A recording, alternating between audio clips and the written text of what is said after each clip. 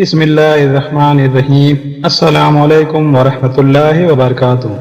صومال اردو میں صومالیہ کے مشہور شہر مقدیشو یا مگادیشو صومالیہ کے ایک پرائمری اسکول میں اساتذہ اور کلرک بڑے تعجب اور حیرت سے اس کی خوبصورت آواز میں نغمے سن رہے تھے۔ غضب کی آواز ہے، ایک نے کہا۔ ہیڈ ماسٹر نے کہا، اتنی خوبصورت آواز میں نے کبھی نہیں سنی، اس کے پاس لہن داؤدی ہے۔ اس نے ایک نغمہ ختم کیا، اب وہ پرانی شاعری سنا رہا تھا۔ ایک کہنے لگا، موہنی سی شکل و صورت کا عبداللہ جب بڑا ہوگا تو کیا غضب ڈھائے گا۔ ہمارے لیے باعث فخر ہے کہ یہ ہمارے اسکول کا طالب علم ہے۔ خوبصورت آواز اور اس کے ساتھ صحیح تلفظ ایک نعمت خدا بندی ہے جو چھوٹے عبداللہ کو بڑی کم عمری میں میسر آ گئی تھی۔ وہ جیسے جیسے بڑا ہوتا گیا اس میں خود اعتمادی بڑھتی چلی گئی۔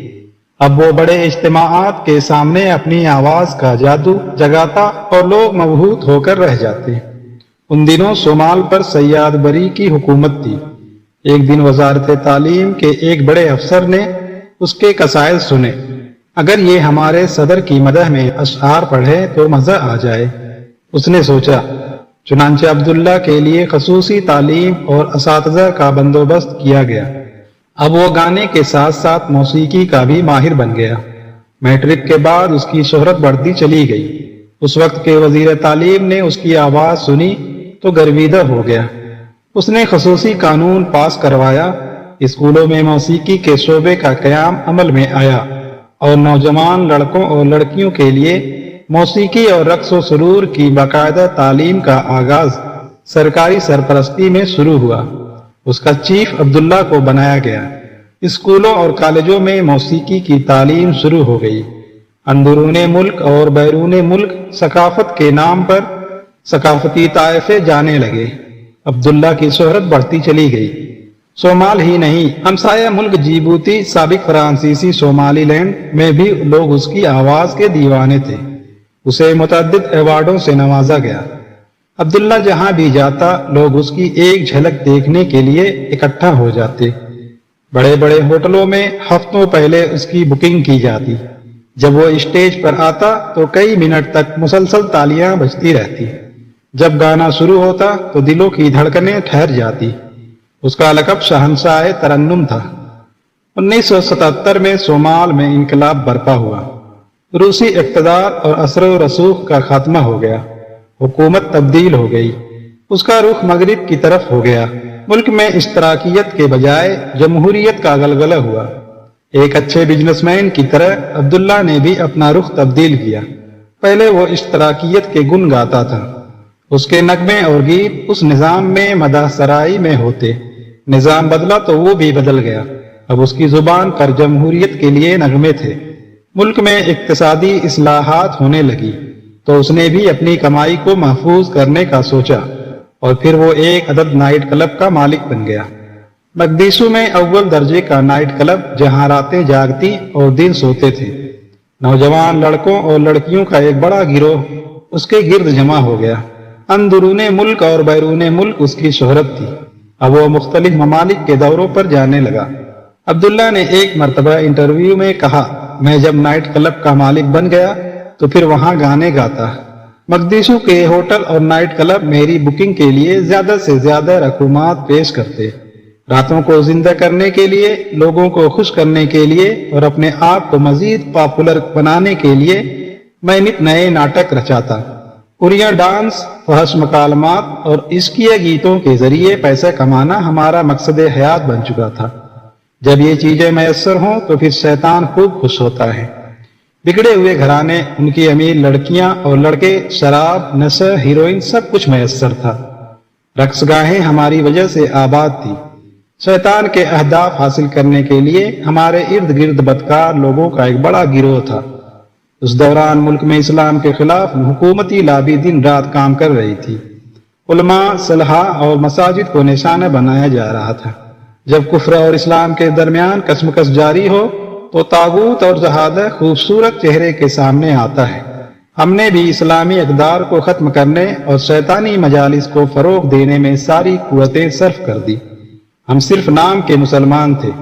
اسلامی روح کے بغیر ظاہری حد تک میں نے کتنے ہی یورپی ممالک کا سفر کیا، وہاں نائٹ کلبوں میں گاتا رہا، صومال کے آرٹ کو اجاگر کرتا رہا، مغرب کو خوش کرنے کے لیے کہ ہم ترقی پسند قوم ہیں۔ میرے ایمان کا، اسلام کا اور اخلاق کا جنازہ نکلتا گیا، مگر میری جیب بھرتی گئی۔ 1983 عیسوی میں میرے والد نے مجھ پر شادی کرنے کے لیے زور دیا۔ والدین کے لیے اپنی اولاد کی شادی بہت بڑی خوشی ہوتی ہے۔ والدین نے اپنے ہی خاندان میں سے ایک لڑکی کا انتخاب کیا۔ یوں تو شمال کی بہت سی لڑکیاں میرے ساتھ شادی کی تمنا کرتی تھی، مگر یہ لڑکی میرے خاندان سے تھی، خوبصورت، خوبصیرت اور خاصی پڑھی لکھی تھی، لہذا میں نے ہزاروں لڑکیوں پر اس کو ترجیح دی اور شادی پر فوراً رضامند ہو گیا۔ کچھ ہی دنوں کے بعد شادی کا ہنگامہ شروع ہوا۔ ایک گلوکار کی شادی یقیناً بہت یادگار تھی۔ پورے شمال سے گلوکار آئے، خوب ہلا گلا ہوا، ٹیلی ویژن، اخبارات، ذرائع ابلاغ کے نمائندے جمع ہوئے۔ یقیناً یہ ایک یادگار شادی تھی۔ شادی کے دوران میں نے یہ محسوس کیا کہ میری بیوی اتنا زیادہ خوش و خرم نہیں تھی جتنا کہ میرے جیسے معروف آدمی سے شادی کے بعد کسی لڑکی کو خوش اور فخر ہونا چاہیے تھا۔ میں نے اس کو اس کی فطری حیا پر محمول کیا۔ شادی کے بعد ہم ہنی مون کے لیے چلے گئے۔ یہ دن اتنی تیزی سے گزرے کہ اندازہ ہی نہ ہو سکا۔ میں نے دوبارہ اپنی ڈیوٹی سنبھال لی۔ میرا کاروبار رات کو شروع ہوتا، میں فجر سے ذرا پہلے گھر آ جاتا، پھر میں سو جاتا اور عصر کے وقت اٹھتا۔ میں نے کئی مرتبہ دیکھا کہ جب صبح گھر آتا ہوں تو میری بیوی جاگ رہی ہوتی ہے اور عموماً اس کے ہاتھ میں قرآن پاک ہوتا ہے جسے وہ پڑھ رہی ہوتی ہے۔ میں آ کر اسے بڑے جوشیلے انداز میں اس رات کی کارکردگی سناتا، اپنے پرستاروں کی چاہت سے آگاہ کرتا۔ آج کتنی لڑکیوں اور لڑکوں کے فون آئے جو میرے فن کے شیدائی ہیں۔ میری بیوی ان باتوں کو ناگواری سے سنتی اور میرے لیے ہدایت کی دعا کرتی۔ اس دوران میں فجر کی اذان ہو جاتی اور وہ مصلی کی طرف بڑھ جاتی، جبکہ میں نماز پڑھے بغیر ہی سو جاتا۔ میں جب بھی اس سے نائٹ کلب کا ذکر کرتا، وہاں کی باتیں سناتا، اپنی کمائی کا ذکر کرتا، بینک بیلنس کا روب جماتا، تو وہ جواباً کہتی، رازق تو صرف اللہ کی ذات ہے۔ ہماری شادی کو 5 سال گزر چکے تھے۔ میں مسلسل اپنے فن میں مبتلا اور فسق و فجور میں ڈوبا ہوا نماز اور عبادت کے بغیر زندگی گزارتا رہا۔ پھر اچانک ہماری زندگی میں ایک ہنگامہ برپا ہوا۔ یہ 1988 کی بات ہے۔ میری بیوی نے مجھ سے کہا، میں اس شخص کے ساتھ ہرگز زندگی نہیں گزار سکتی جو اپنے رب کا وفادار نہیں، جو نماز ادا نہیں کرتا، اس کی کمائی حرام ہے، جو فجر کے وقت گھر آتا ہے۔ میرے وہم و گمان میں بھی نہیں آ سکتا تھا کہ میری بیوی میرے لیے ایسا سوچ سکتی ہے۔ بہرحال گھر میں لڑائی شروع ہو گئی۔ میں نے اس کی باتیں سنی انسنی کر دی۔ کچھ دن گزرے۔ ایک دن جب میں گھر میں داخل ہوا تو فجر کی اذان ہو رہی تھی۔ شہر کی مساجد میں اذانیں بلند ہو رہی تھی۔ ہر طرف اللہ اکبر، اشہد ان لا الہ الا اللہ، حی علی الصلاۃ کی گونج تھی۔ جب سونے کے لیے اپنے کمرے میں جانے لگا تو میری بیوی نے کہا، آپ مسجد میں نماز کے لیے کیوں نہیں جاتے؟ کیا آپ نے اذان کی آواز نہیں سنی؟ میری زندگی میں یہ پہلا موقع تھا کہ کسی نے مجھے نماز کے لیے کہا تھا۔ اس لمحے میں نے خود بھی نماز پڑھنے کے بارے میں سوچا۔ میرے جسم میں جھرجھری سی آئی۔ بیوی کی آواز بار بار کانوں میں گونج رہی تھی، اس وقت مسلمان مسجد کی طرف جا رہے ہیں، آپ کیوں مسجد کا رخ نہیں کرتے؟ یہ رحمان کا بلاوا ہے، یہ مالک الموت کی طرف سے دعوت ہے۔ اور پھر میرے ذہن میں خیر اور شر کی کشمکش ہوئی۔ فطرت کی آواز بلند ہوئی، تمہارا نام کتنا خوبصورت ہے عبداللہ، تم اللہ کے بندے ہو، مگر نہیں، تم تو شیطان کے چیلے بنے ہوئے ہو۔ کبھی تم نے اپنے مالک کے سامنے سر نہیں جھکایا۔ تم کب تک زندہ رہو گے؟ کب تک زندگی رہے گی؟ کب تک جوانی رہے گی؟ میرے سامنے ماضی آ گیا۔ ضمیر نے ملامت شروع کی، مگر فوراً کلب کی رعنائیاں، ٹیلی ویژن کی اسکرین، اسٹیج، شہرت، عزت، کیا میں بیوی کی بات مان لوں؟ یہ کام چھوڑ دوں؟ یہ مقام حاصل کرنے کے لیے میں نے بے حد محنت اور جد و جہد کی ہے۔ یہی سوچتے سوچتے میں حسب عادت سو گیا۔ شام کے وقت میں نے کپڑے تبدیل کیے، کلب جانے کے لیے تیاری کی۔ میری بیوی نے میرے کان میں سرگوشی کی، اس کی آنکھوں میں آنسو تھے۔ وہ کہہ رہی تھی، ذرا بیٹھ جائیں، ذرا میری بات تو سنیں، کیا ہمارا رازق اللہ نہیں ہے؟ حلال کا ایک لقمہ حرام کے ہزاروں لقمے سے بہتر ہے۔ مجھے ایسا محسوس ہوا کہ بیوی کی آواز، اس کی گفتگو، اس کے کلمات یقیناً درست ہیں، ان میں صداقت ہے، یہ فطرت کی آواز ہے، مگر میرا فن، میری آواز، میری شہرت، میں تیزی سے بھاگا کہیں بیوی کی بات مان نہ لوں۔ راستے میں بیوی کے کلمات میرا پیچھا کر رہے تھے کہ میں نائٹ کلب کے دروازے پر پہنچا۔ اس دوران عشاء کی نماز کا وقت ہو چکا تھا۔ میرے کانوں میں مؤذن کی خوبصورت اور دل میں اتر جانے والی آواز گونجی، حی علی الصلاۃ، حی علی الفلاح۔ بیوی کی نصیحت یاد آئی، اللہ کی رحمت جوش میں آ گئی، فسق و فجور اور کفر کے غبار کی تہ بیٹھنے لگی، ایمان کی حرارت اور اسلام کی قوت زور دکھانے لگی۔ پھر میرا رخ نائٹ کلب سے مسجد کی طرف ہو گیا۔ میں مسجد میں داخل ہوا، وضو کیا۔ جماعت ہو رہی تھی، میں نے نماز ادا کی۔ بعض نمازیوں نے مجھے پہچان لیا، کوئی ہاتھ ملا رہا ہے، کوئی دور سے سلام کر رہا ہے، ان کے چہروں پر مسکراہٹ اور میرا چہرہ خوشی سے دمک رہا ہے۔ الحمدللہ میں نے فطرت کو پا لیا ہے۔ کسی نے مجھے صحیح بخاری کا نسخہ تحفے میں دیا، یہ اب میرے لیے متاع حیات تھی۔ میں اپنی نئی ماڈل کی قیمتی گاڑی میں سوار ہوا، اس کا رخ نائٹ کلب کے بجائے گھر کی طرف دیکھا۔ میری بیوی جو مجھے فجر کے وقت گھر آتے دیکھا کرتی تھی، آج عشاء کے بعد گھر میں دیکھ رہی تھی۔ بیوی کی طرف بڑھا، بیگم تمہیں مبارک ہو، میں نے آج سے گانوں سے توبہ کر لی ہے، میں نے فسق و فجور اور لہو و لعب کی زندگی کو 3 طلاق دے دی ہے، میں نے سچی توبہ کر لی ہے، میں الحمدللہ تائب ہو گیا ہوں۔ پھر میں نے محسوس کیا گویا میں نے نئی زندگی کا آغاز کیا ہے۔ سب سے پہلا کام وہ اسٹوڈیو جس کا میں مالک تھا، جس میں گانے ریکارڈ کراتا تھا، جس میں دنیا بھر کی جدید مشینیں تھیں، جن کو دنیا کے کونے کونے سے جمع کرتا رہا تھا۔ میں نے اس اسٹوڈیو کو دعوت اللہ کے لیے وقف کر دیا کہ اب یہاں قرآن پاک کی کیسٹیں، علماء کرام کی تقاریر اور اسلامی ترانے ریکارڈ ہوں گے۔ میں نے قیمتی گاڑی فروخت کر دی، خوبصورت محل نما کوٹھی فروخت کر دی، میں ایک اوسط درجے کے مکان میں آ گیا۔ اب میرا وقت اپنے گھر میں گزرنے لگا۔ میری ایک ہی تمنا تھی، ایک ہی جستجو میں حلقہ قرآن سے وابستہ ہو گیا۔ اب مجھے قرآن پاک حفظ کرنے کی خواہش تھی۔ کچھ عرصہ ٹھیک گزرا، مگر جب کوئی اسلام کی راہ پر چلے گا تو آزمائش لازماً آئے گی، یہ تو سنت اللہ ہے۔ حق کی راہ میں یقیناً بہت سی مشکلات ہیں۔ دنیا مومن کے لیے قید خانہ اور کافر کے لیے جنت ہے۔ یہ پھولوں کی سیج نہیں، یہ شہادت گہے الفت میں قدم رکھنا ہے۔ عبداللہ کے لیے سب سے پہلی آزمائش مال کی کمی تھی۔ وہ گانے بجانے کے علاوہ کوئی کام نہیں جانتا تھا۔ یہ گانا بجانا ختم ہوا تو مصدر رزق بھی ختم ہو گیا۔ پہلے کا کمایا ہوا مال وہ حرام کی کمائی تھی، لہٰذا اس میں برکت تو سرے سے تھی ہی نہیں۔ پس انداز بھی کم ہی تھا۔ کئی دن، کئی راتیں، کئی ہفتے گزر گئے، آمدنی کا کوئی ذریعہ نہ بن سکا۔ جس شخص نے ساری زندگی عیش و عشرت میں گزاری ہو، اب اس کے لیے فاقہ کسی شیطان نے کئی بار بہکایا۔ ماضی یاد آیا، کس طرح مال و دولت میں کھیلتا تھا، اور اب روٹی کے لیے ترس رہا ہوں، اسی زندگی میں لوٹ جاؤں۔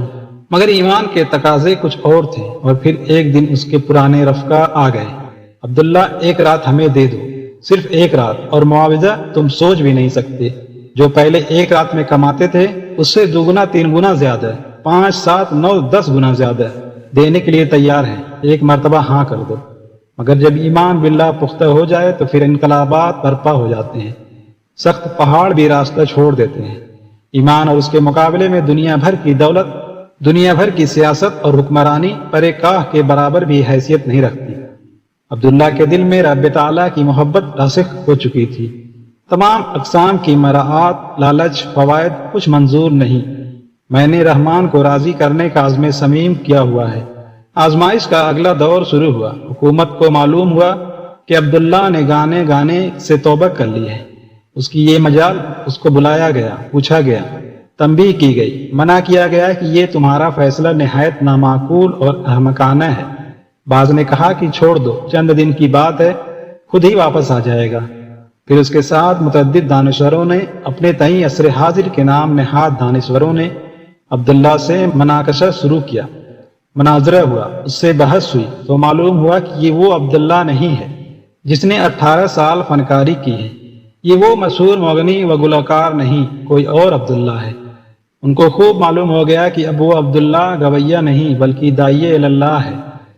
اور جب مناقشہ، مناظرہ، بحث، لالچ سب ناکام ہو گئے، عبداللہ کو منوانے میں سب مکمل طور پر ناکام ہو چکے تو پھر منوانے کا رام کرنے کا نیا انداز اختیار کیا گیا، وہی انداز جو تمام طاغوتی طاقتیں اختیار کرتی ہیں، ہر زمانے میں ہر دور میں ڈرانے کا دھمکانے کا انداز۔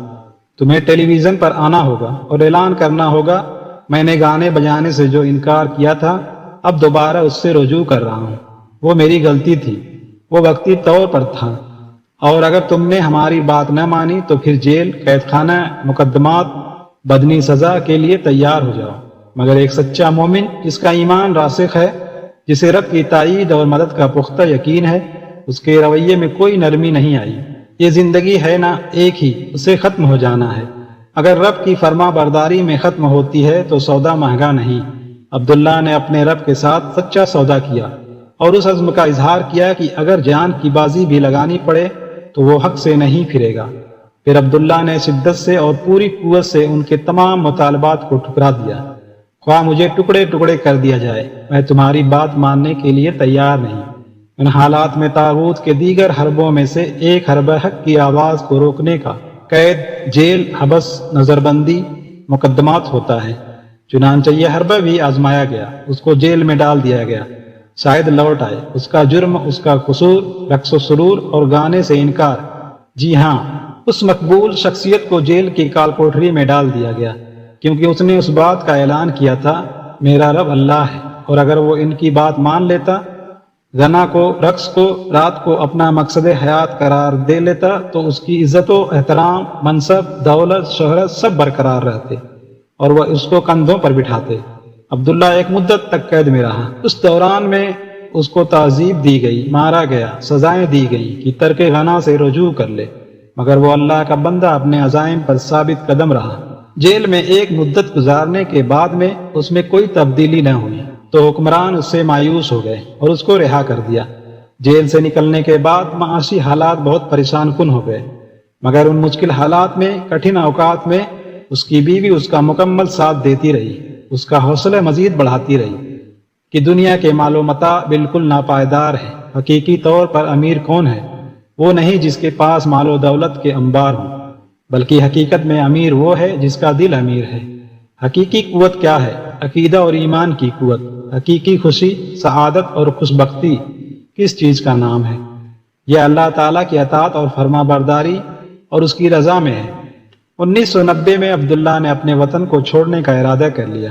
یوں بھی ملک کے حالات خراب ہو چکے تھے، خانہ جنگی شروع تھی، مختلف قبائل ایک دوسرے سے لڑنے جھگڑنے اور قتل و غارت گری میں مبتلا تھے۔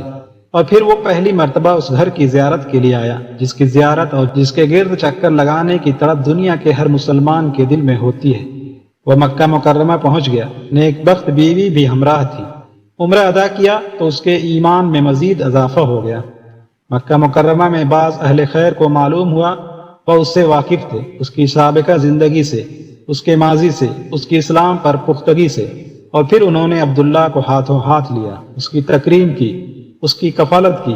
کچھ ہی عرصے میں اس نے قرآن کے 10 پارے حفظ کر لیے۔ اس کے وطن میں خانہ جنگی عروج پر تھی۔ ان حالات میں اس نے ایک مصلح کا کردار ادا کیا۔ وہ وطن واپس گیا، قبائل کے درمیان صلح کی کوشش کی، فساد کو ختم کرنے کے لیے اپنے اثر و رسوخ اور شہرت کو استعمال کیا۔ اب وہ ایک مبلغ تھا، عقیدہ کا، اسلام کا، قرآن کا، حدیث کا۔ پھر وہ اس دوران میں کئی مرتبہ عمرہ کرنے کے لیے مکہ مکرمہ آیا۔ پھر اس کو اس بلد الحرام میں، مکہ مکرمہ میں، اس مبارک اور مقدس شہر کی مقدس مسجد میں بطور مؤذن موقع مل گیا۔ عبداللہ آج بھی مبلغ ہے، وہ مؤذن ہے اسلام کی آواز کا۔ وہ سعودی عرب میں ہو یا شمال میں، ہر جگہ بدعوت اللہ کا فریضہ سر انجام دے رہا ہے، اور نہ جانے کتنے ہی گناہگاروں اور خطاکاروں نے اس کے ہاتھ پر توبہ کی ہے اور اپنی زندگیاں قرآن و سنت کے مطابق بنا لی ہیں تاکہ وہ بھی حقیقی سعادت سے بہرہ ہو سکیں، بالکل اسی طرح جس طرح عبداللہ سعادت حاصل کر چکا ہے۔ اللہ کے رسول صلی اللہ علیہ وسلم کا فرمان بالکل حق ہے، دنیا ایک پونجی فائدہ کی چیز ہے اور دنیا کی بہترین پونجی نیک بیوی ہے۔ اللہ تعالیٰ سے دعا ہے ہم تمام مسلمانوں کو دین کو سمجھنے اور اس پر عمل کرنے کی توفیق عطا فرمائے، آمین یا رب العالمین۔